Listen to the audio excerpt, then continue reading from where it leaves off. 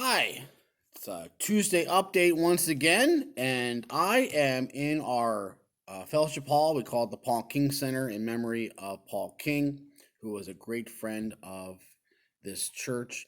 I'm sitting here, and if I spun the camera around, you would notice that there's a number of tables and chairs not here. There's some caution tape around certain sections and such in order to eliminate crowds of people once we start gathering again here in the fellowship hall. We're not gathering in the sanctuary. It's a little bit more difficult to do that in the sanctuary. We are planning on doing outdoor services for the foreseeable future. We do have a meeting next week to discuss how those things are going.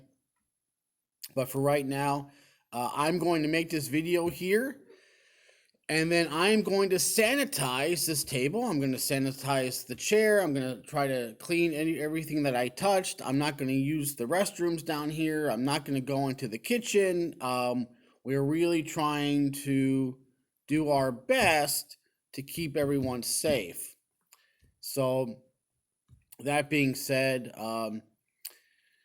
is it easy? No. Is it convenient? No. Do I like doing it? No. But I said recently, very recently, to a friend, and I've said it in sermons and I've said it in Tuesday updates, and I'm going to say it again. The greatest gift we are going to give each other when all of this is over and we start gathering together again, the greatest gift we are going to give each other is grace. Grace and forgiveness. We cannot gather together, look at each other, and say, well, you didn't wear. No, we're not going to go down those roads. We're not going to have the you didn't wear a mask, I wore a mask conversations. Those cannot happen once we gather again. We have to start over. We have to begin anew. That is the power and beauty of grace. So when we gather again together as a church universal, as a church capital C, no matter where you're watching this, when you gather again, you're going to see your family, you're going to see your friends, you're going to worship the Lord together, and you're going to have to understand that no one knew what we were doing during all of this. We have no frame of reference. And so, that being said, when we do gather again, and I've said this time and time and time again, that criticism, opinion, disagreement about the things that we did on this journey together need to stop. They cannot exist.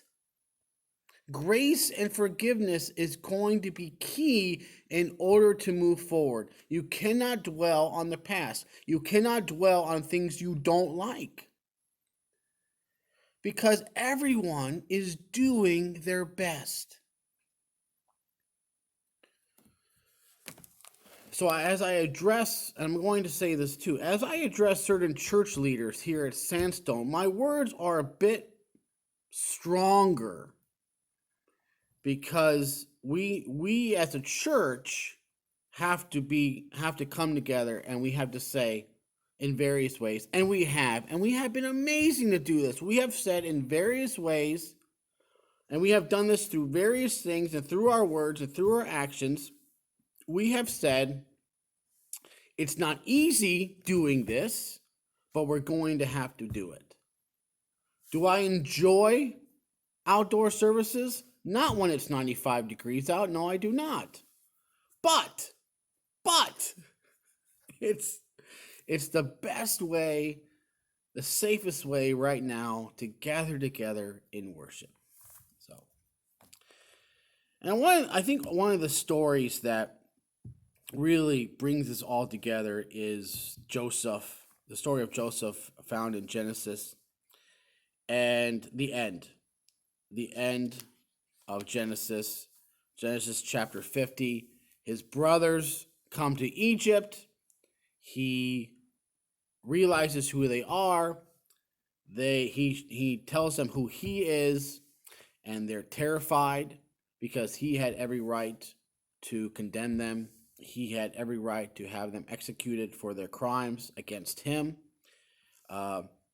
These are the brothers that sold him into slavery and then lied to their father that he was killed by a wild animal. So he had every right to throw them into prison or to have them executed on the spot.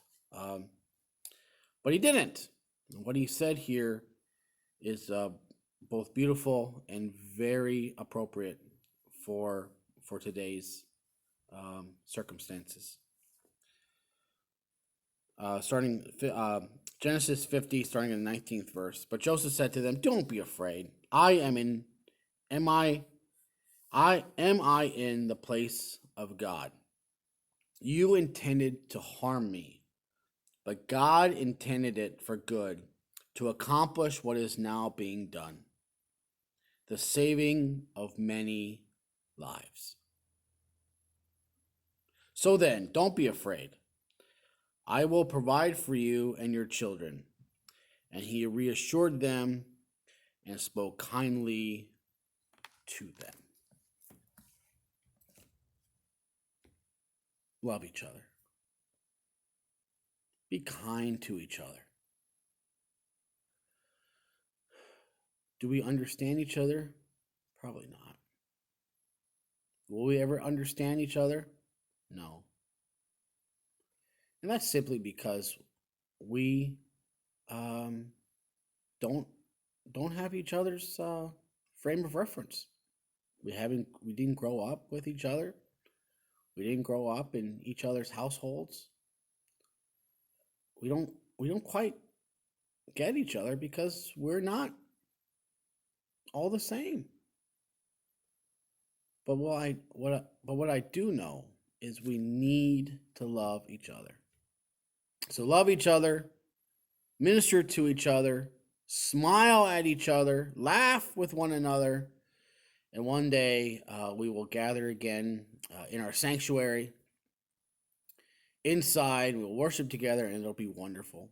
But right now, we'll worship outside. We'll gather together outside, and it's wonderful.